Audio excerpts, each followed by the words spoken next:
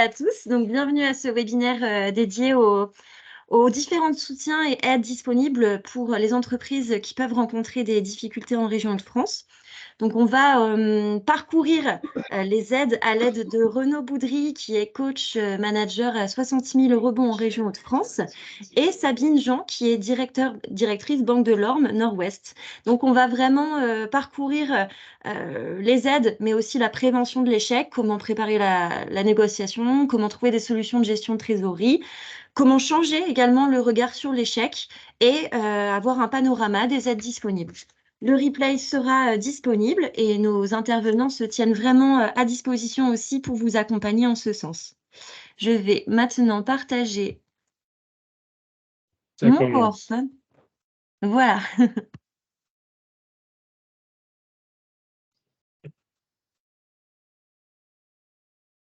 Hop. Et je laisse la parole à Sabine. Bonjour à tous. Alors pour démarrer ce webinaire, en fait, je souhaitais qu'on refasse un petit point sur l'évolution en fait de la situation économique et notamment des défaillances. Alors je vais le faire à partir d'un graphique qui retrace en fait les défaillances d'entreprise. Donc quand on parle de défaillance, on parle bien sûr de tout ce qui est procédure collective et non pas procédure amiable. On l'évoquera après. Entre 2000 et 2022. Donc, on voit ce graphique, en fait, on voit que les défaillances montaient tranquillement jusqu'à peu près la crise de 2008. À partir de 2009, et on a vécu cette période jusqu'à quasiment 2015, on est passé au-dessus des 60 000 défaillances annuelles pendant quelques années. Et puis, on est un peu redescendu et on s'est stabilisé. On était en général autour de 50 000, 55 000 par an jusqu'à 2020-2021, 2020 crise Covid, un arrêt pendant quelques mois de l'activité des tribunaux et puis surtout la mise en place d'un certain nombre de dispositifs d'aide, d'accompagnement des entreprises et des professionnels face aux difficultés de cette crise. Et donc, le fait de mettre quelque part l'économie sous perfusion pendant quasiment 2 ans avec le fameux quoi qu'il en coûte, on a assisté à une baisse drastique en fait des défaillances. On est tombé d'abord à 30 000 puis à 27 000. Et en fait, l'année dernière, donc en 2022, on a commencé à remonter. On était à 42 000 à peu près. Cette hausse se poursuit cette année. Maintenant, on n'est pas du tout face à ce qu'on avait pu entendre dire, c'est-à-dire un mur des faillites ou une explosion, une vague, un raz-de-marée. On est simplement dans un retour à la normale, c'est-à-dire qu'en fait, progressivement, tous les dispositifs s'éteignent, y compris d'ailleurs, sans s'éteindre, il y a des dispositifs qui se mettent en phase, on va dire, de vie classique. Les PGE qui ont été accordés, aujourd'hui, il faut les rembourser, donc ça peut aussi créer des tensions. Et en fait, on remonte progressivement, je pense qu'on sera autour de 50 à 55 000 cette année. Et en fait, on revient simplement à une situation normale d'avant 2019. Je pense que tu peux passer la suivante, Marianne.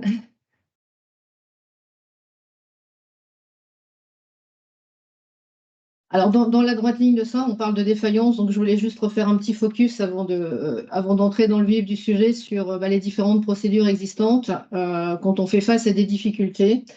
On a tout un volet de procédures dites préventives qui sont des procédures amiables, confidentielles, qui sont basées sur la négociation. Donc, on a le mandat ad hoc et surtout la conciliation.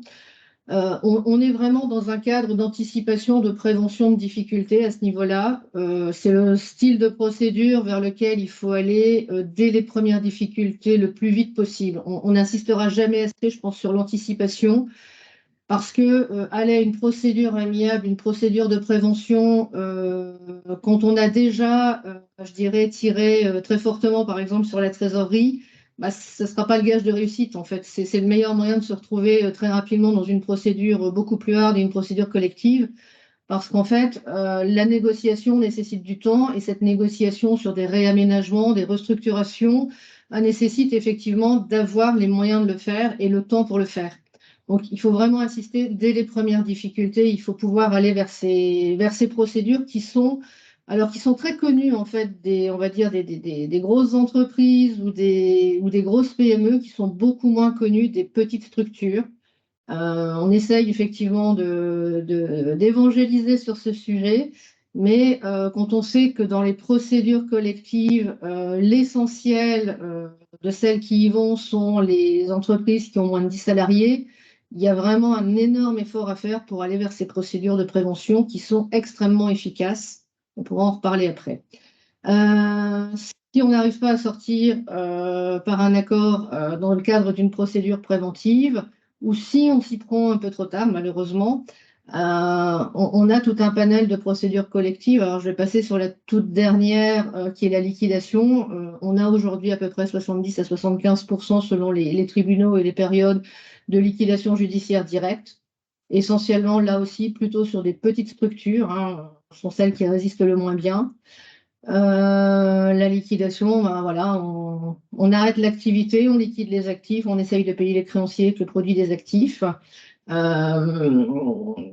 Et sinon, avant, on a deux autres procédures. Donc, l'une qui est le redressement judiciaire, qui est une procédure qui doit logiquement permettre d'aller à un plan, alors qui peut être un plan de cession avec un changement de dirigeant et d'actionnaire, mais qui peut aussi être un plan de continuation. On étale la dette sur 8 à 10 ans et puis on essaye d'aller au bout. Et puis on a la sauvegarde où là, sans avoir forcément des problèmes de trésorerie qui mettent en situation de ne plus pouvoir payer ses dettes, on doit justifier effectivement de difficultés et d'un besoin de restructurer l'entreprise pour pouvoir aller en sauvegarde. C'est une procédure qui est finalement assez peu développée. C'est un peu dommage parce que ça pourrait régler aussi pas mal de problèmes. La différence, c'est que ces trois dernières procédures, les procédures collectives, les créanciers vont être soumis à une discipline collective, mais surtout ces procédures sont publiques, contrairement aux procédures préventives. C'est-à-dire que voilà, tout le monde sait que vous êtes en sauvegarde, en redressement judiciaire ou en liquidation. Ce n'est pas le cas d'une conciliation d'un mandat. Juste pour compléter ça, sur les procédures préventives, on sort par le haut avec un accord avec les créanciers dans 70 à 75% des cas. Et généralement, on arrive à aller au bout de l'accord. Alors, parfois, on le réaménagera une deuxième fois, hein, ça peut arriver.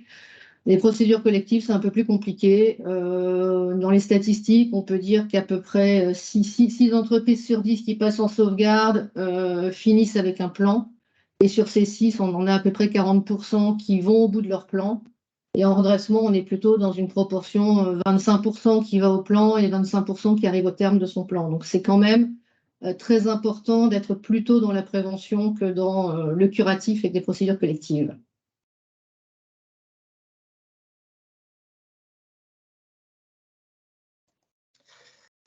Bonjour à tous. Effectivement, hein, l'anticipation est le maître mot pour éviter de se retrouver dans des difficultés inextricables.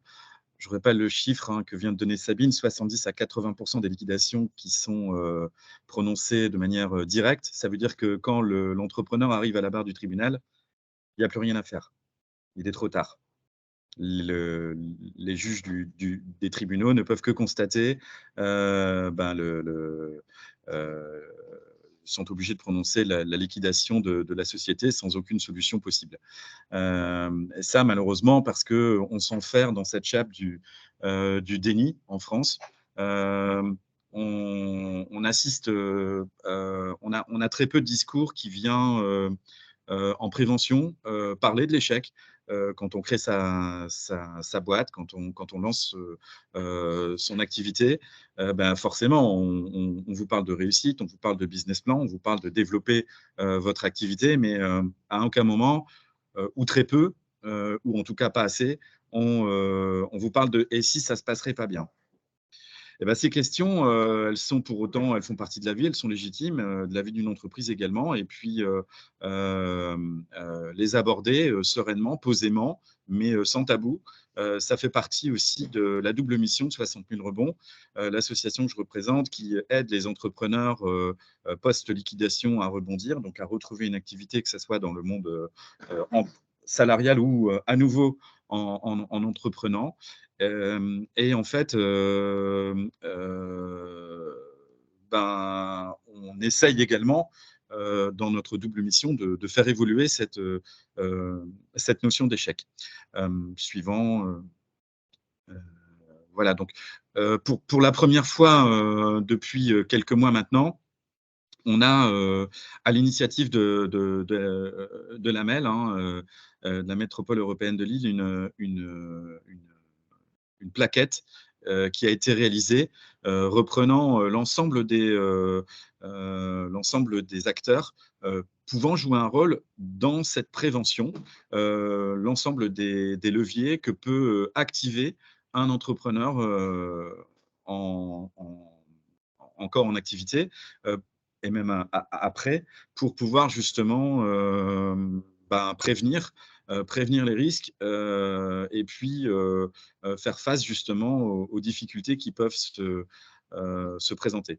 C'est une initiative qui, pour nous, acteurs de la prévention, une initiative qui est très forte parce que déjà, bon, on se connaît tous plus ou moins, mais le fait d'être réunis et unis grâce à la MEL, donc à aussi une collectivité territoriale de cette envergure pour coordonner et orienter nos actions, c'est quelque chose de très fort et d'unique et qui ne s'était jamais fait encore sur la métropole. Donc, c'est véritablement là aussi un outil puissant qui vient au service des entrepreneurs avec un numéro vert qui a été mis en place. Marianne vous fera suivre l'ensemble des éléments à disposition et notamment cette fameuse plaquette dont je vous parle et dont je vais vous détailler maintenant les différents acteurs. Alors, bien évidemment, 60 000 remous, mais pas que, parce que c'est important aussi qu'on balaye un petit peu tout ça. Suivant. Voilà, donc vous avez bien évidemment la CCI, la Chambre de commerce et d'industrie, qui a une cellule de prévention active et qui peut là aussi vous proposer des aides. En tout cas, une analyse de la situation permettant de prendre les meilleures décisions possibles. Nous avons le pendant pour les artisans sur la Chambre des métiers aussi, bien évidemment. Et puis, le tribunal de commerce de Lille qui joue un rôle majeur dans la prévention des entreprises, on l'oublie souvent. Dans, on va dire, la représentation, dans l'imaginaire, on va dire, collectif, le tribunal est vu un peu comme le méchant, le loup qu'on a en face de soi. Les choses bougent, évoluent énormément et le tribunal essaie de jouer un rôle de prévention extrêmement actif et extrêmement puissant et propose donc des entretiens totalement anonymes via la cellule de prévention du tribunal de commerce où vous pouvez rencontrer un juge, échanger de vos difficultés et puis étudier, analyser avec lui les meilleures solutions possibles. Sabine nous les a détaillées juste avant. Il existe des dispositifs qui sont extrêmement efficaces, mais qui ne sont pas activés. Qui sont pas activés parce que l'entrepreneur se réveille trop tard. Et malheureusement, quand il se présente à la barre du tribunal, il est déjà en cessation de paiement et on peut quasiment plus rien faire bien souvent. Donc, allez voir le tribunal en prévention. C'est véritablement un réflexe que chaque entrepreneur en difficulté devrait avoir, aussi parce que les juges auront un regard plus bienveillant si jamais on doit déclencher une procédure sur l'entrepreneur qui les a sollicités juste avant pour essayer de trouver des solutions. Ça montre votre bonne foi, ça montre votre envie de pouvoir essayer soit d'imiter la casse, ou soit de trouver ensemble des solutions. Par la conciliation, le mandat ad hoc, on peut, hors procédure et de façon tout à fait anonyme, mettre en place des solutions permettant de trouver des accords avec les différents créanciers. On a également d'autres dispositifs, notamment comme APESA, qui vient apporter une aide, un soutien psychologique aux entrepreneurs qui sont parfois dans le désarroi. On est très vite isolé quand on est en difficulté et APESA vient proposer une aide sur le plan psychologique aux entrepreneurs. C'est une association qui a été créée par un greffier d'un tribunal de commerce et qui fait un boulot vraiment admirable. Alors oui, ces dispositifs, en voyant passer la question, sont entièrement gratuits.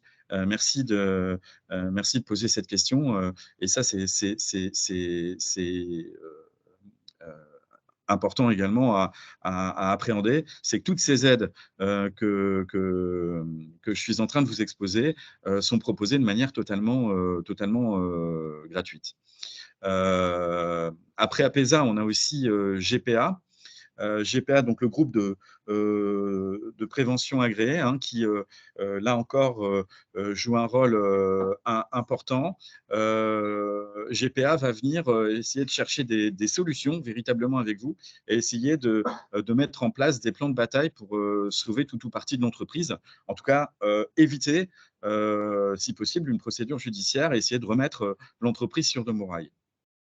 Voilà, donc la Banque de France également, qui peut jouer ce rôle de médiation, hein. Il y a une cellule spécifique qui peut être activée et qui va permettre là encore, d'essayer de trouver des solutions. Et là encore, pas hésiter à contacter et activer ces leviers. Vous voyez que ça fait quand même beaucoup d'acteurs, ça fait quand même beaucoup de possibilités, encore une fois, entièrement gratuites qui sont à disposition de l'entrepreneur. Encore faut-il les connaître, ces dispositifs.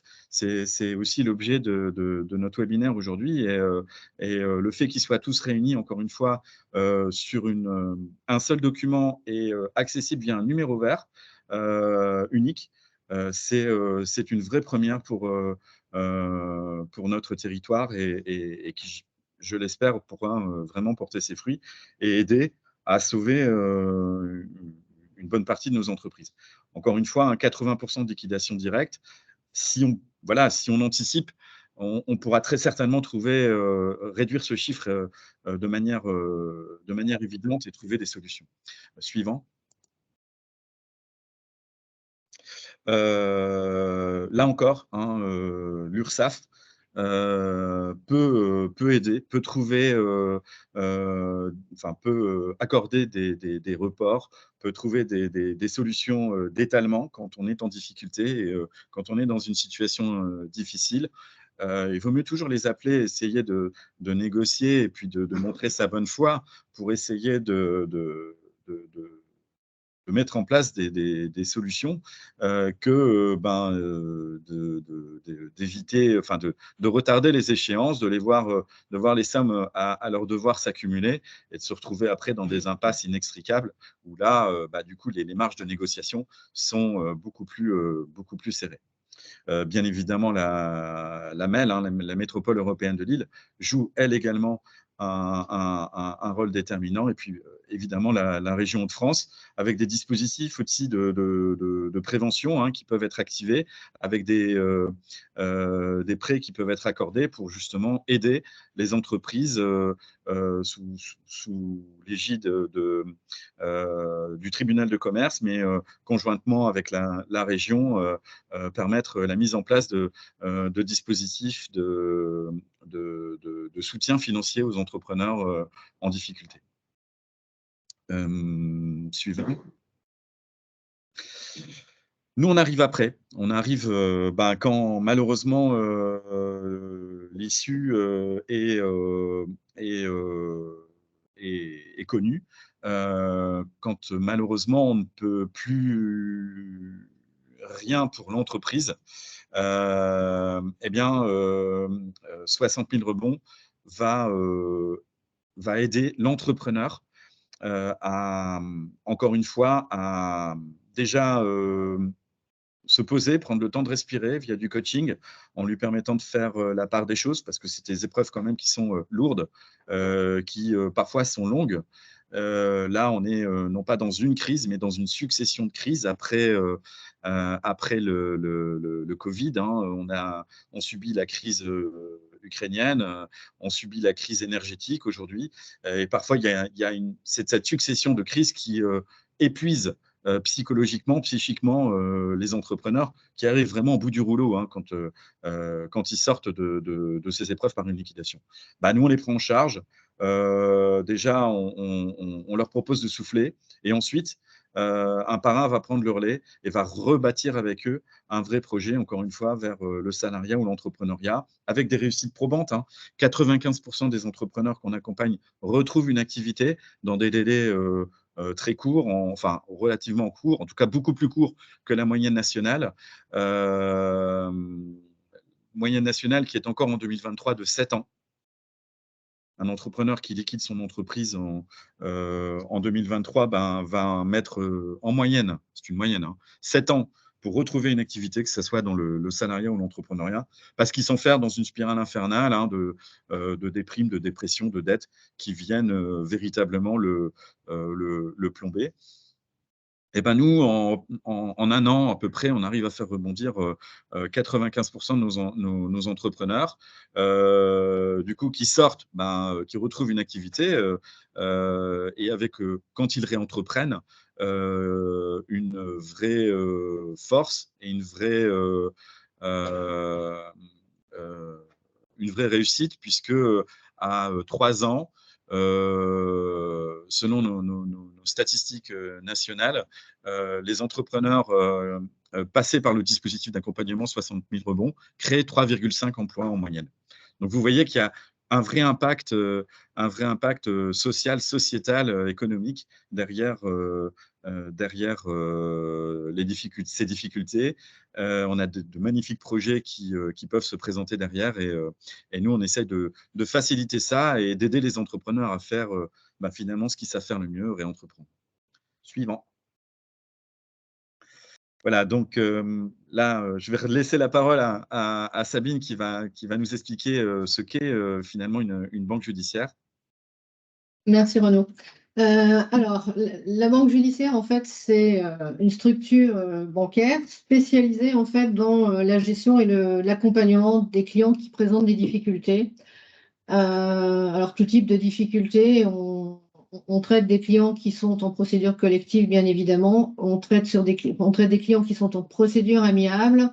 On continue à les accompagner post-procédure collective quand ils sont en plan. On intervient sur des administrations provisoires. Donc là, on n'est pas du tout dans de la procédure liée à des difficultés financières. On est plus souvent dans des événements qui sont des événements imprévus, le décès d'un dirigeant brutal, sans perspective de prise de succession immédiate, les mésententes entre associés. Enfin, on peut avoir énormément de situations et dans ce cadre-là, on a effectivement un administrateur provisoire qui est nommé par un tribunal et donc on est dans une situation qui n'est pas forcément dégradée financièrement mais qui présente des difficultés juridiques, des difficultés de fonctionnement et donc on est également rompu à intervenir sur ces situations-là.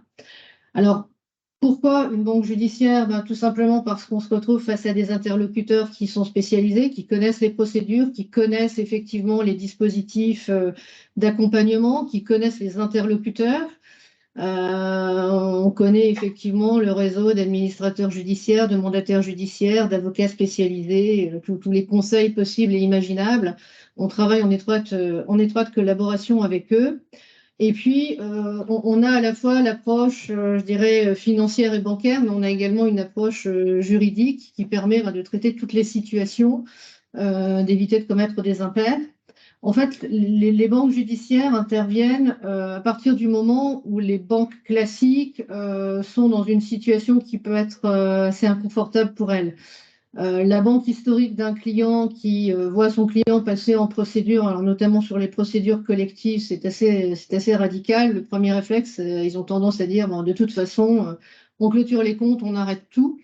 Dans ce cadre-là, effectivement, il est important que l'entreprise puisse se tourner vers quelqu'un qui puisse continuer à l'accompagner, qu'il n'y ait absolument pas de rupture de service bancaire, parce que c'est quand même le principal risque en fait au moment d'une procédure. Donc, on peut le faire de manière, je dirais, anticipée en ouvrant le compte avant l'ouverture de la procédure. On peut le faire quand on est en procédure amiable, on peut le faire quand on est en procédure collective. On arrive dans les banques judiciaires à gérer des situations également que ne gèrent pas forcément les banques classiques. Quand on est en redressement judiciaire avec un administrateur, L'administrateur doit valider toutes les opérations qui passent en débit d'un compte. Une banque classique a un peu de mal à gérer cette double signature, je dirais, de façon fluide. Donc voilà, ça permet effectivement de venir en soutien de l'entreprise, de lui éviter la rupture du service bancaire. Alors, les banques judiciaires, c'est un petit marché dans les banques, c'est un marché de niche. On va juste rappeler qu'il y a globalement trois intervenants principaux. Alors, on a 2 intervenants historiques nationaux que sont, je vais les citer parce que c'est tout à fait normal, Thémis et Delibac. Et puis, on a un dernier intervenant que je représente qui est plus récent sur le marché, qui a quelques années d'existence et qui propose la solution, je dirais, un peu alternative aux réseaux nationaux en étant vraiment adossé à une banque régionale et ancré en fait dans son territoire et dans sa région. On a des équipes en région qui connaissent leur territoire, on a une proximité, on est adossé à un réseau d'agences, donc ça peut présenter un certain nombre d'avantages. Avantage non négligeable quand on parle de financement, on a adossé au fonds propres aussi des caisses d'épargne. Et on a à la fois ce rayonnement, je dirais, régional et un rayonnement beaucoup plus national, puisque aujourd'hui, avec l'ensemble des caisses d'épargne de France, tout le territoire a été maillé. Et donc, on arrive aussi à développer des solutions en national pour les dupliquer après dans nos régions. Donc, c'est plutôt quelque chose qui matche bien. On intervient, certes, je vous le disais, en ouverture de compte pour éviter les ruptures de services bancaires. On intervient aussi, je préfère parler d'accompagnement plutôt que d'aide bancaire. Je pense que la banque est plus dans l'accompagnement. L'aide, c'est plutôt les acteurs, on va dire, publics qui les amènent. L'accompagnement, c'est le fait aussi, au-delà d'une ouverture de compte et d'un fonctionnement quotidien, c'est aussi pouvoir répondre parfois à des demandes spécifiques de financement. Alors, on peut financer effectivement des périodes de procédure amiable si ça peut faciliter la conclusion d'un accord. Vous avez des banques historiques à qui on demande de réaménager des encours. Ils ne sont pas forcément toujours enclines à accompagner, notamment en trésorerie, pour permettre la conclusion de l'accord parce que c'est rajouter de l'encours sur l'encours. Et c'est vrai qu'à ce moment-là, les banques judiciaires peuvent arriver. Alors, ça peut être notamment des courts termes. Alors, les courts termes, on parle de court terme adossé dans ces cas-là. Donc, on parle très clairement d'AID à facturage adossé au poste client. Les interventions se font avec des garanties importantes et à des taux plus élevés qu'une intervention classique. On est sur des situations à risque majeur quand même. On intervient également sur des financements en fait en procédure collective. Alors, pendant la période d'observation, c'est pas la majorité des interventions, mais ça peut arriver. Dès lors qu'on arrive à détecter aussi dans l'entreprise qui est passée en procédure des perspectives de redressement, des perspectives de pérennité, parce que on sait aussi que en ce moment, pas mal d'entreprises qui passent en procédure finissent assez rapidement en liquidation. Donc, là, on sélectionne un peu effectivement les conditions dans lesquelles on peut intervenir. C'est assez encadré, il faut que ça permette effectivement la continuité d'activité, que ça soit utile à la procédure et à la pérennisation pour arriver à un plan. Et puis on intervient au-delà des procédures, puisqu'on l'a dit tout à l'heure, on a un certain nombre de procédures qui débouchent sur des plans de continuation et de redressement. Et c'est vrai que quand la société passe en plan, elle redevient une bonise du jour au lendemain, au jour du jugement d'ouverture. Mais elle reste dans une situation où elle est encore financièrement très souvent fragile malgré la restructuration. On ne sort pas forcément des résultats mirobolants dès l'adoption du plan. Elle reste dans une situation où très souvent les assureurs crédits ne lui ont pas donné la confiance, où la Banque de France ne remet pas une note très sexy très rapidement. Et donc, elles ont beaucoup de mal aussi à se faire accompagner, ces entreprises. Et donc, on est là aussi quand il y a des vrais signes de redressement, bien sûr, pour pouvoir les accompagner, et notamment les accompagner, pas seulement en court terme, mais aussi en investissement. Donc, voilà un petit peu le panel des aides qu'on peut développer. Des accompagnements, je dirais plutôt. Alors, comment faire face à l'échec, c'est véritablement toute la clé de ce webinaire. C'est déjà anticiper au maximum les choses, c'est prévenir dès la création de son entreprise, j'ai envie de dire, la ligne à pas dépasser, avoir des voyants d'alerte clairs qui vous permettent de vous dire, bah, là, là, ça risque de coincer ou ça va coincer sérieusement et de déterminer véritablement à partir de là où vous voulez aller. Beaucoup d'entrepreneurs, malheureusement, par enfermement dans une forme de déni, peut-être justement une forme euh, de, de non-acceptation de l'échec, eh ben, vont beaucoup trop loin, continuent à créer de la dette, ce qui complexifie considérablement les situations et surtout, malheureusement, qui eh bien, ferme les portes de tous les dispositifs que je vous ai désignés préalablement.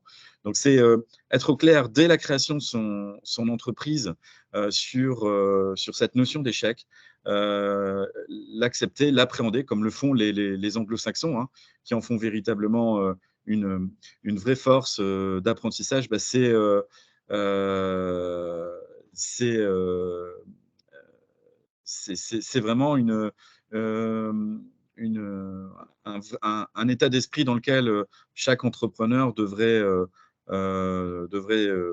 adhérer en fait, dès la création de l'entreprise et même régulièrement au cours de l'activité. Suivant. 60 000 rebonds existent depuis 10 ans dans les Hauts-de-France. On a ouvert 3 nouvelles antennes cette année sur Amiens, Valenciennes et Boulogne qu'on est en train de lancer sur cette fin d'année. On a l'ambition dès 2024 de couvrir quasiment l'ensemble des Hauts-de-France et des tribunaux avec 4 nouvelles antennes prévues à Beauvais, Compiègne, Saint-Quentin et Douai, en complément de nos antennes historiques de Lille, Arras et Dunkerque. C'est important quand on est englué dans ces difficultés et quand on est aussi dans une phase de reconstruction post-liquidation, d'être dans une forme de proximité. Donc pour nous, être au plus près des tribunaux de commerce, être au plus près des entrepreneurs, c'est quelque chose de fondamental. Tout ça est rendu possible par une communauté incroyable de 150 bénévoles engagés, hein, qui donnent de leur temps, soit sous forme de mentoring, nos parrains, ou soit des coachs agréés, certifiés, qui viennent aider les entrepreneurs. On a aussi des experts qui viennent sur une thématique précise apporter des solutions à l'entrepreneur en difficulté. Voilà, donc on fait vraiment un boulot, un boulot génial. 60 000 rebonds est national, hein, on est organisé en fédération, chaque grande région est autonome dans son fonctionnement et on mutualise bien évidemment nos moyens pour mener des actions peut-être de lobbying aussi, pour essayer de faire bouger les lignes auprès des pouvoirs publics. On a pas mal de dossiers en cours, notamment sur les questions de caution bancaire, où on essaye de trouver des solutions possibles avec, dans les ministères, pour justement essayer de faciliter le plus possible le rebond de l'entrepreneur. Suivant. Voilà, donc ce dispositif que je vous ai décrit, vous le voyez là sous forme de ce petit graphique, hein, donc des coachs, des parrains, des experts. Tout est détaillé sur le site 60 000 rebonds de France. Je ne vais pas passer trop de temps pour vous décrire notre action, mais qui est extrêmement efficace et qui est rendue possible aussi grâce à des institutions. On a à peu près 40% de fonds publics. Le reste vient du privé, grâce au club des entreprises, grâce à des mécènes, des fondations qui viennent soutenir 60 000 rebonds de France dans ces actions. Suivant. Voilà, il nous reste quelques instants. Je voudrais savoir si vous avez des questions par rapport à ce qu'on vient de vous détailler ou si vous avez peut-être des réactions en retour de ce petit exposé.